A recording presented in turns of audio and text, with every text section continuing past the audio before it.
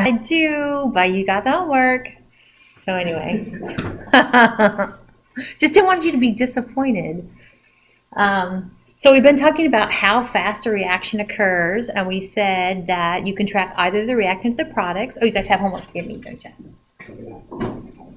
You can track either the reactant or the product, but you don't have to come up with the same rate. In fact, you can normalize it by dividing by the stoichiometric coefficient, or multiplied by 1 over the stoichiometric coefficient. Thank you. So those are reaction rates. And now we're going to come up with a cool mathematical expression of what we call a rate law expression, that after you observe how fast or slow it goes, then you can come up with the rate law expression. So that's all of it. So, rate law expression. There are all sorts of synonyms for this term. These things in italics are, you might hear me lapse. Okay, rate law expression. Again, it's a math thing, and it says how quickly or slowly the reaction will occur relative to actually the molar concentrations of the reactants in the product, or the molar concentration of just the reactants. Sorry. Sometimes the rate law expression is called a rate expression, rate law equation, rate law. It's all the same thing. So kind of keep that in mind. So if we talk about this generic two reactants, A and B, going to form products, so the lowercase a and b are their stoichiometric coefficients, okay? We could come up with this. This is your first glance at a generic rate law expression. So remember I said brackets means molar concentration of. So we have K, which actually I'm going to tell you what K is. I'm going to tell you what all these things are here in a minute. But this is how fast the rate occurs. And actually you guys did all of this work and such. Rates will be moles per liter per time, molarity per time. Okay, that's what rate will be, and that's what the units of this rate will be. And we talked about initial, if you're talking about, because we talked about rates change, they get slower and slower, right? Reaction rates get slower and slower as the reaction proceeds. So we are going to focus, we can talk about the initial rate, and that would be kind of the initial concentration of A, initial concentration of B. Now, on the next slide, I need to tell you what K, M, and N are, because I haven't told you yet. Okay, K. K is the rate law constant. Okay, the rate law constant, or the rate law constant, see, I already called it something different, but rate law constant, rate constant, same thing. And it does depend upon temperature. We have a neat, I think it's neat. Here in this unit, we're going to dive into kind of what goes into making the rate constant, or the rate law constant. So it does depend upon temperature. The brackets, A, B, are molar concentrations of A and B, and the sub-zero means initial. So we must be talking about initial rate. Units will be moles per liter. And then the M and the N, they are a mathematical exponent. So it's literally raised to that power. The M and the N, as they're here, are reaction orders. So it's a mathematical thing. So we're actually going to see, for instance, the rate is affected by the molar concentration of A, for instance, squared. Okay? The molar concentration of B raised to the first power. So those are reaction orders. So, okay, how do we know the values of M? How do you know the values of the reaction orders? And I have a slide here that says you can only find them out by running a series of experiments and deducing it. Yeah.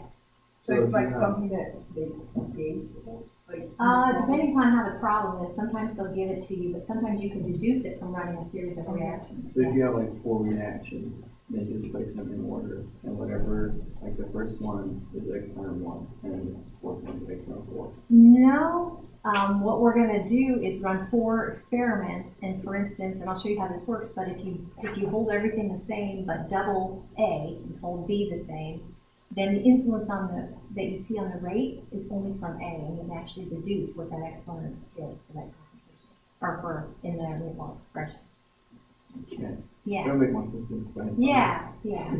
But you can only deduce them. And one of the things, and I should say it softly because sometimes students, after we get through this entire unit 2, they'll be like, oh, well, M and N, the reaction orders, those are just the stoichiometric coefficients. Okay, no, they aren't. Oh, no. Okay, yep, so more about reaction orders coming up. But reaction orders, like I said, are to that power. So they show how rate is influenced by the presence or changing the molar concentration of the reactants. For a chemical reaction, the reaction order is not necessarily stoichiometric coefficients, it's in red. Okay.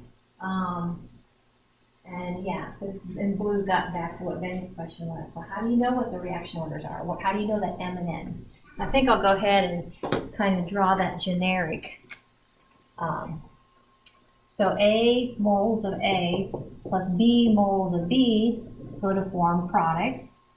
We can write the rate law expression, initial, will be equal to the rate law constant K times the molar concentration of A raised to its reaction order times the molar concentration of B raised to its reaction order. And since it's initial rates, we're going to go with initial molar concentrations.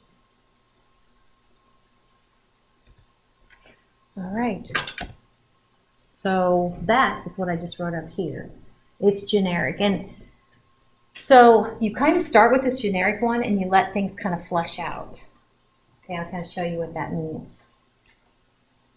Oh, sorry. This is talking about something important. So notice reaction order. We have individual reaction orders, okay? And then we have overall reaction order, which is the sum of them added together. So overall means you add up the powers. Overall, you add up the individual reaction orders. And actually that's going to be a player. I'll kind of let you in on how this works, but it's the overall reaction order.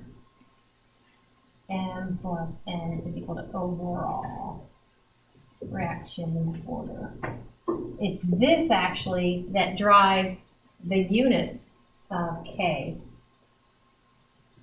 One of the things you guys did for today's homework is you came up with units, like I said, of rate have to be moles per liter per time. They have to be. So if you're kind of doing if you like to do those little word puzzles or whatever, you're like, all right, well, if I'm squaring this, for instance, second power, and I've got this to the first power, then the units of K actually have to kind of adjust whatever units are introduced in here to get those units. I have a slide to kind of describe that. Reaction orders. Gotta love them. So these are reaction orders. Aren't they adorable? Okay. They can be positive, they can be negative, and they can actually be zero. We're going to deal with positive ones. And I think, and they can be fractions, and we'll kind of cover that at the end of Unit 2. We talked about this the other day, that if these are positive, okay, they can be +1 or +2, those are common kind of positive reaction orders, then that means that as we increase the molar concentration of either A or B, then that will increase the initial rate. And that's actually kind of makes sense. If you have more of the reactants, it's going to go faster. Not necessarily. If your reaction order actually is 0, if your reaction order is 0, then it's independent of that concentration of that thing. And actually, we're going to do an example coming up like that. So 0, 1, or 2 are going to be the most ones we're going to work on. 0, 1, or 2. M and N is equal to 0, 1, and 2, usually. Kind of what we're going to concentrate on. And by the way, if it's 0, we call it 0 order. If it's 1, we call it first order reaction order. If it's 2, we call it second order reaction. Okay. So I kind of mentioned this before, that K actually, the units of K, and this might drive you nuts, because I guess if I think about it, it drives me nuts, so I probably won't think about it too much.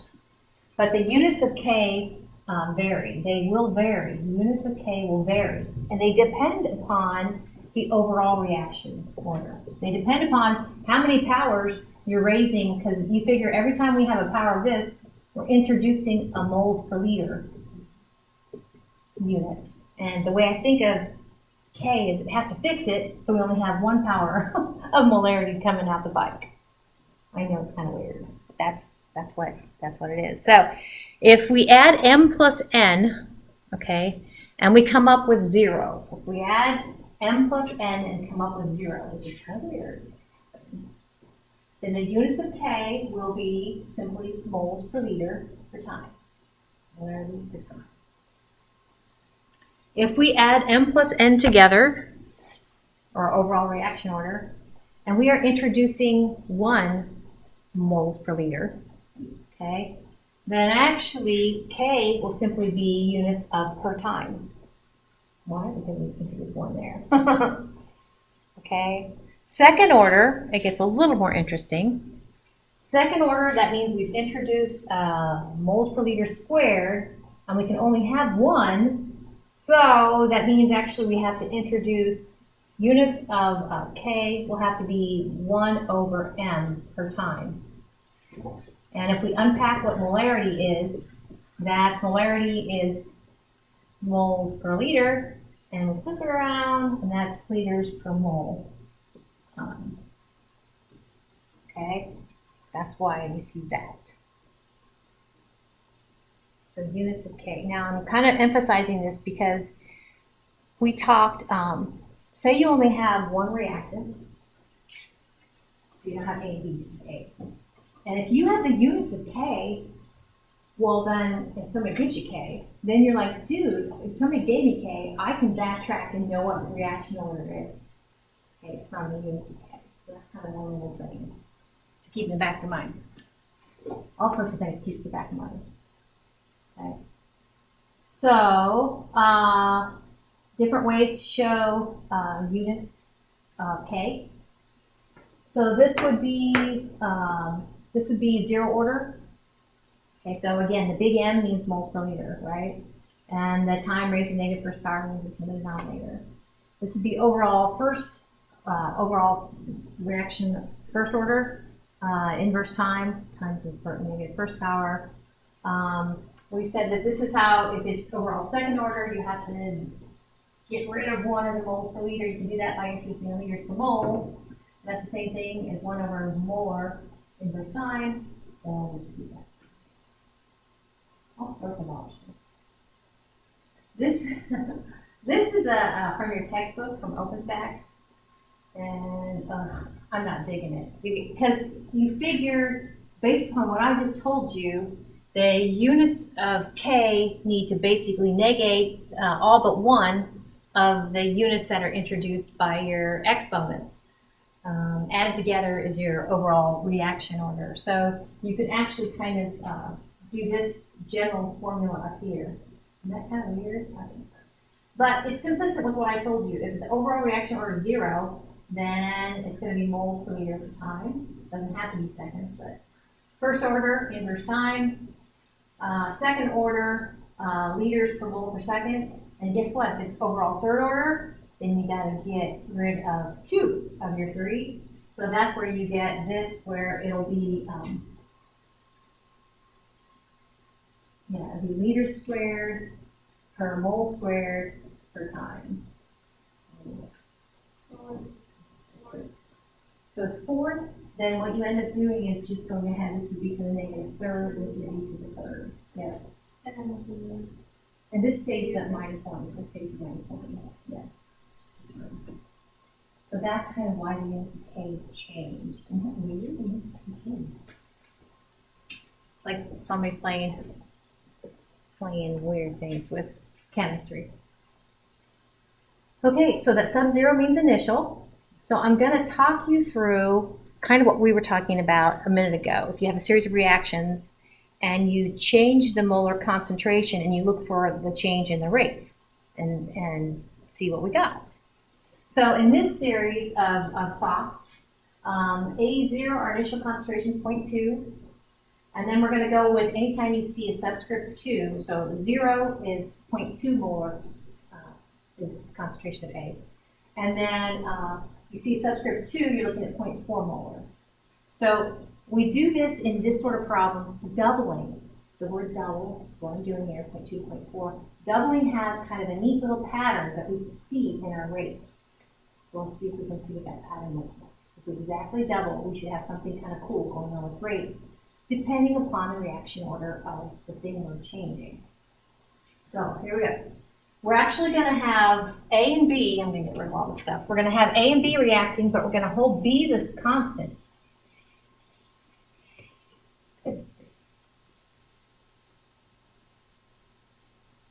This is a little thought exercise. So our rate law expression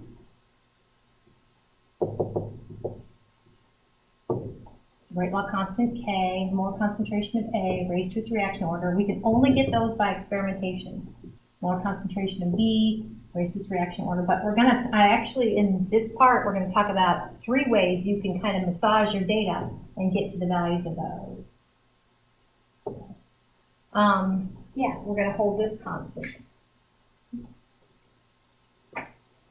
Constant, and so actually, if this is constant, then the only thing, and we're going to vary this, the only thing that's going to change our rate is going to be the molar concentration of that. So here we go, 2 reactants. This would be the generic rate law expression. And you'll see what I mean by generic. And then we flesh out the M and the N, and actually we can flesh out a value for the constant, the rate law constant too. So we introduce, it's called pseudo. Since we're holding B constant, we could go ahead and this is a constant and this is a constant. So I can go ahead and make a pseudo constant. It's called K prime. That's your pseudo constant. And my pseudo constant is equal to my real constant times the molar concentration of the initial concentration of B. So that expression became that. Why? Because we're holding B constant. Here we go. So let's just say these are different reactions, by the way. These are not all the same reaction. And I'm not going to run it a series. I'm just going to kind of run it one at a time. Actually, I would have run it twice. Sorry. So I ran it once at molar concentration of 0.2, and I ran it again at a molar concentration of 0.4. And if the rate stays the same, then actually that means that this M is actually 0. It's 0 reaction order. Does that make sense? If doubling the molar concentration of that didn't change the rate, then mathematically you're looking at raised to a 0 power. Anything raised to a 0 power is 1. Yep, exactly. So, yeah. So I guess the way you look at this is you like this, and then you conclude this. I don't know, I didn't do that. Or maybe what I already said, yeah. Let's see. Okay, let's change it up. A different experiment. And now we're going to see what if, and I know we're going to stick with 0, 1, and 2 reaction orders, but let's just for kicks go with a fraction reaction order. Reaction order 0.5, now I'm trying to remember myself. 0.5, then we raise 0.2 to the 0.5, get a value, 0.4 to the 0.5, get a value. So actually, if on your calculators, if you take 0.63 and divide it by 0.45, it's going to go faster by a factor of 1.4. Those aren't the ones, but this is here to tell you if, and this will, I know we're just doing this as a thought exercise with our A is equal to 0.2 and 0.4, but it will work with anything. If we observed a 1.4 increase after doubling the molar concentration, you must be looking at a half reaction order. So don't worry about that one as much as the next two. Okay, here we go. So first order. So if we take 0.1 raised to the first power, 0.4 raised to the first power, go ahead and take a ratio of 0.4 to 0.2, you're looking at a factor of 2. So it will go twice as fast. The rate will double. That's what we're saying. The rate will double. So in other words, if you double the concentration of a reactant and your rate doubles, then you must be looking at first order. Okay? One last one. Well, if it's second order, then we're going to take the molar concentration of A and we're going to square it. Okay? And it's going to go faster with the 0.4 molar concentration. Now to see how much faster, we're going to take the 0.16 and divide it by the 0.040, and you're going to get a 4. You'll get a 4 there. That's quadruple. So I'll circle the ones that actually we're going to play around with, and I think they call it by inspection. This is just by inspection. So if you double, but it's kind of specific, double the concentration and you view a rate doubling, that means it's first order. Rate quadrupling, that's second order. A rate staying the same, it's zero order. And it's just by inspection. It's, like I said, it's pretty specific. You're doubling the concentration of the reactant. Okay. So we're going to do a by inspection coming up. All right. So you run it, and actually Thursday, Thursday you're going to. So what you need to do is kind of like we did in this little thought exercise. We need to make sure that we only vary one thing, and that one thing was A. They had another reactant, but we kept B constant. We need to measure the initial rates and look for the effect of changing molar concentration of only one of the reactants. No one can found it on the initial rates.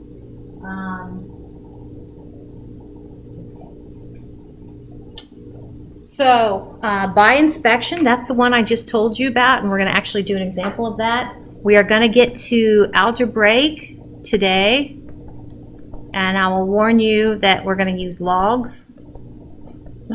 It's log. And graphical, that's at the end of the lecture notes, and actually you don't have any questions about that. So that's why you can go ahead and do the homework for this part while you're studying on Wednesday. No, we don't know. Okay. So this one, let's do. If I'm faced with this question, is there a question yet? I guess the question must be. Oh. Well, the question you're going to see is come up with the reaction orders of the 3 reactants, and then the follow-up question is to write the rate law expression. So what I started to say is if you ever have a question like that, by golly, what I would do is just write down my generic. So what we've been talking about is your initial rates of how those 3 reactants are going to proceed to form products is your rate law constant K, molar concentration of H2O2 raised to the reaction order. I'm going to go M, N, and O. Raised to, I'll call it M. The molar concentration of your second reactant, I minus, raised to its reaction order. Molar concentration of your H plus, raised to its reaction order. And I'll make them the initial molar concentrations, initial rate. Okay, so it's kind of like, I don't draw a picture, but that's as close to drawing a picture as I come to. And it just gives me warm fuzzies. Okay. So what you're going to see on the slides coming up was this experiment was run 4 times, and you're going to see subtle differences in the molar concentrations of the 3 reactants. And you'll see as you change the molar concentration of the reactants, that it will affect rate. And a few slides ago, we're going to do the doubling thing, by the way. So the thing a few slides ago, we can use that to our benefit. Remember, if you double the reactant, no effect, zero order. If you double the reactant and it doubles the rate, then that must be first order. If you double the concentration and the rate quadruples by factor 4, that's second order. Okay, so yep, like this says, we're going to be able to knock out the reaction order, Mn and O. We're going to be able to actually, after all we got to do is when we come up with Mn and O, plug it in here, and that's our going to be our part of our rate law expression. We're going to be able to come up with K once we have Mn and O. Does this make sense? All we got to do is pick one of the 4 trials, and once we have these superscript, one of these exponents, we can rearrange this and solve for K, because we have the last column is the rate for each trial. So we'll have everything but K then. So we can come up with K. All right, here's our 4 trials. And sometimes I've printed this out for y'all, but you guys, I did give you a lot of log sheets. So let's compare 1 and 2. Let's see. There's our 3 reactants lined up. And, oh, see, I see the only difference, they're only changing the hydrogen peroxide, H2O2. You liking double? I'm liking double. So, first order? I'm liking first order for that one. So, let's see, why did they do 3? If I compare the first one and the third one, I can see, yeah, they doubled the I minus, the iodide. And notice that if I'm comparing 1 and 3, oh, wait a minute, I said double? Yeah, no, this isn't double. If I take 2.3 divided by 1.15,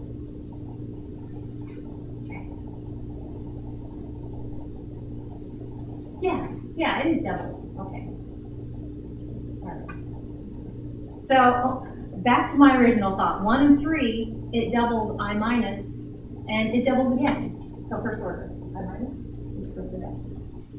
So we already know 1 and 1 for those 2. Well, how about this last one?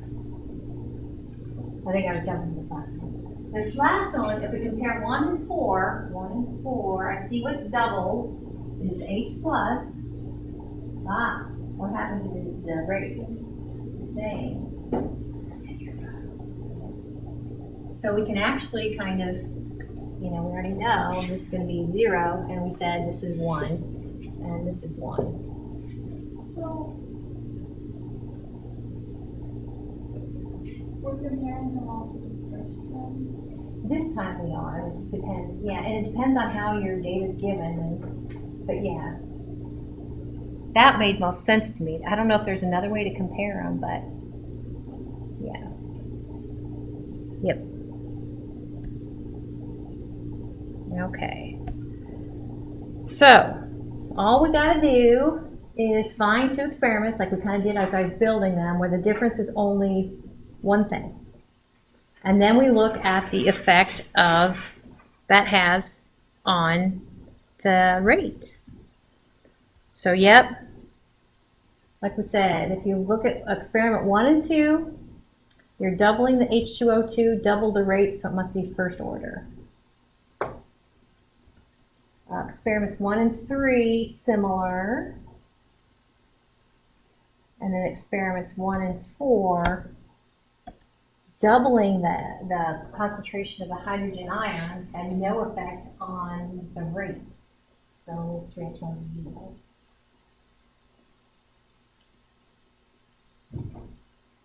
So it's by inspection. Calculator might be involved here and there, so don't let the by inspection fool you. Because sometimes it's hard to recognize what a double or quadruple is.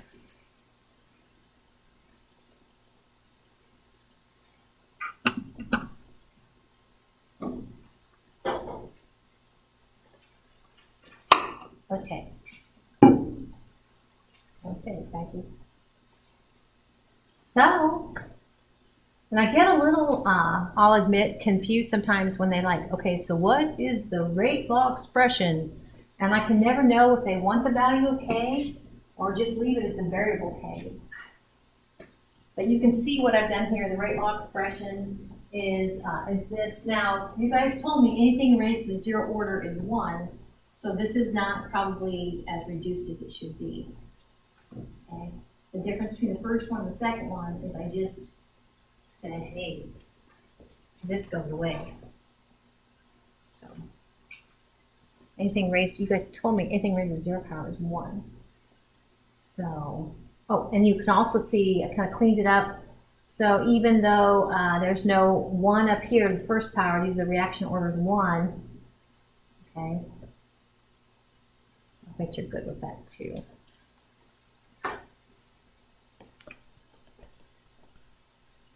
These kind of go away. Okay, so the last thing we need to do is to knock out the value of K. So I think if you look back at, we're going to pick on experiment 1. So if we pick on experiment 1, we know the molar concentrations of those 2 reactants, and we also know the rate. So we're going to actually, I'm going to rearrange the rate law equation, solving for K, and then substitute in the quantities. And in doing so, I'm thinking of this right. If you guys are good about making sure your units, you keep up with your units actually will be correct. So this is overall second order.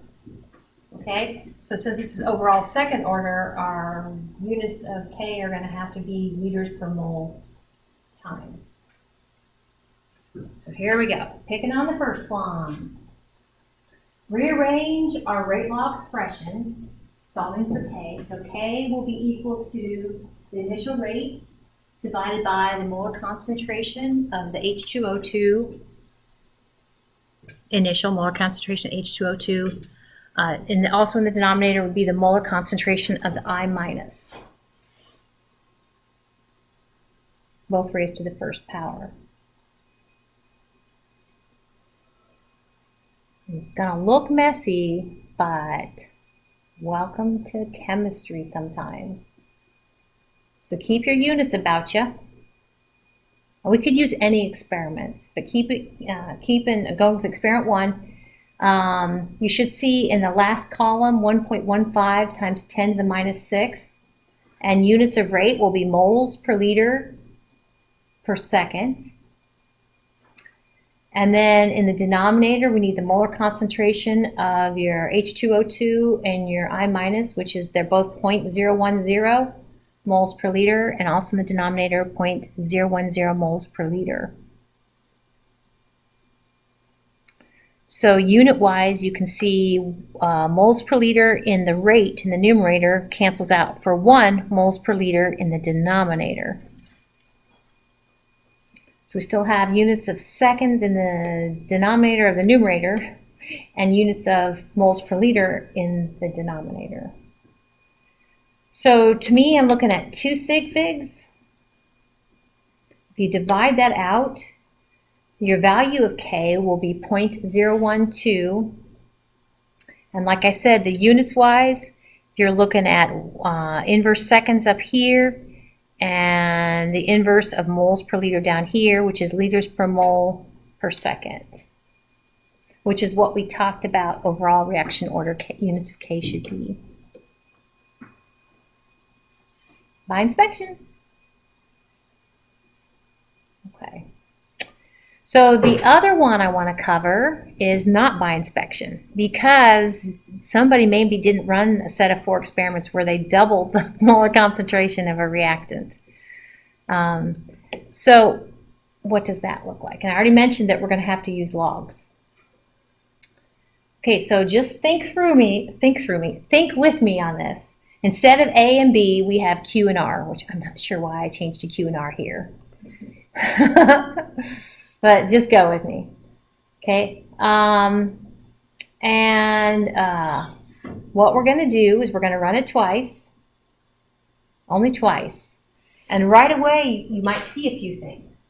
Well, one thing I see is R is held constant. Yay! So only one variable. But the other thing I see is I don't see a doubling here, okay? And I'll tell you, and I don't know how they did it, but I've had students come through this that are I don't know how they do it, but they do some weird sort of math, and they can come up with it without using logs. But I'm going to show you how to use logs, but kind of massage this. As we increase the molar concentration of Q in this amount, we see that the rate actually increases in this amount. Okay, so I'm just going to show you the way I know. All right. So if that's the case, maybe I'll go ahead and write it this way. Make sure this kind of works. Because I've been telling you, if you have this, I always write initial rates, rate log constant K at a specific temperature for this reaction, molar concentration of Q, raised to its reaction order, molar concentration of R, raised to its reaction order, and we're going to go with the initial. But the fact that this is constant is going to work in our favor. I don't think I make a pseudo constant, but you're going to see it drop out here in a minute. Okay, so there's our generic rate law expression, right? And I can see we're not, I dropped the initial. It's going to see sometimes in my homework, sometimes on like initial rates. Okay. And we're going to do, I'm going to go back here. You see there where this is experiment 1, experiment 2? I'm going to call this rate 1 and rate 2, and I'm going to call this molar concentration of this be Q1, Q2, R1, R2, okay? All right, so here we go. We can do this cool thing. We know that if you have an equality, you can divide both things you can divide both sides by the same thing, and you haven't changed the equality. So here I go. I have rate 2 is equal to this, K, Q2, M, R2, N. And rate 1 is this, K, Q1, M, R1, N. So I can divide them both, they're equal this way, so if I divide by, anyway, it's legit. I'm convinced, I hope you are. So now I have something that's going to get me down the road. I have the ratio of rate 2 to rate 1 is equal to the same K. These are the same K's here, so that's going to be good for us. They're going to drop out, and these are the same R's, aren't they? So actually here in a minute, you're going to see these guys go away, and these guys go away. Nice. Okay, so we have the ratio of rate 2 to rate 1. We can simplify that, ratio of rate 2 to rate 1. And I'm doing something, it's a log thing. Our Q2 and Q1 are both raised to the same power, which is what we're trying to solve for, M. Oh, I have a bunch of stuff to get back fixed.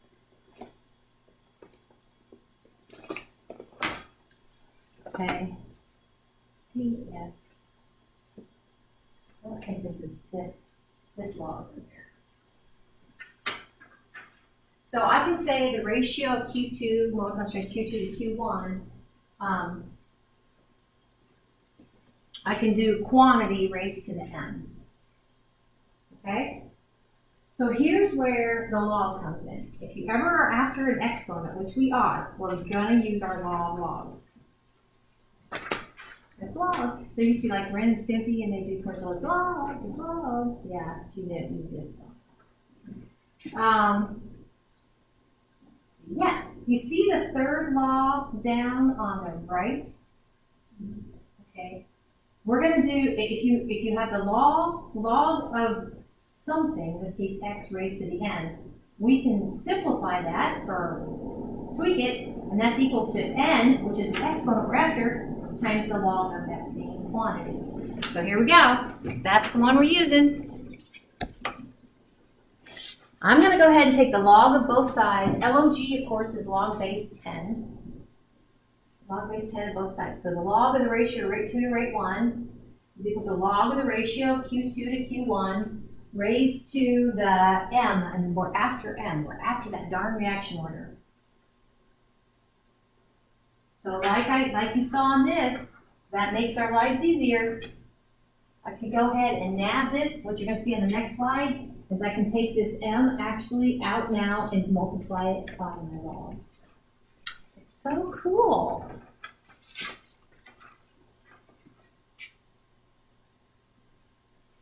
And voila, we are just a hop, jump, and a skip away from solving for M. Because if you get this far, you can see that we actually have real numbers for rate 2 and rate 1, and we have real numbers for Q2 and Q1. All we need is M. Okay, so if you can get that far, there's a couple ways to kind of finish up this thought. I can't remember which way I'm going to go. Probably in my homework, I might do different things. But we can go ahead and rearrange this, solving for M. It would look like this. I know it looks ugly, but remember, you have 4 numbers. You have those 4 quantities. So M, your reaction order of Q, is equal to the log of the ratio of rate 2 to rate 1 divided by the log of the ratio of Q2 to Q1. Yay! I can't remember what I do next. Do I substitute in? Yeah, I substitute in. So here's where now you substitute in, you'll get your reaction order M is equal to log of the quantity 0.0104 divided by 0.00668. Those are your rates. And in the denominator, the log of 0.212 divided by 0.171 quantity. And Allison's sticking their calculator. It is a bear. I tell you, these, when I put in my calculator, I try to do it a couple times. But if you do it, oh, sorry, you can see what I did. It's not really cheating. So I kind of simplified these ratios. So it's the log of log of 1.56 divided by the log of 1.25. It is 2. Very good. And if you're doing a problem like this, and I already told you we're going with 0, 1, and 2. If you're doing a problem like this and you come up with something weird, then be like, oh, drat. And if it's like if it's like 2.1 or something like that, that's close enough to 2. I would go with 1/10 on either side, plus or minus 0.1. Okay, so that's what I got. So you got enough to do all that homework. So, yay. Oh, and here's, this will take just a minute. Here's your stuff. I will tell them myself. You guys do such great work. So, I think I got 10s on them. But, because you do good work, so I don't feel so bad. So anyway, the next time I'll look at them more closely. I know. Okay.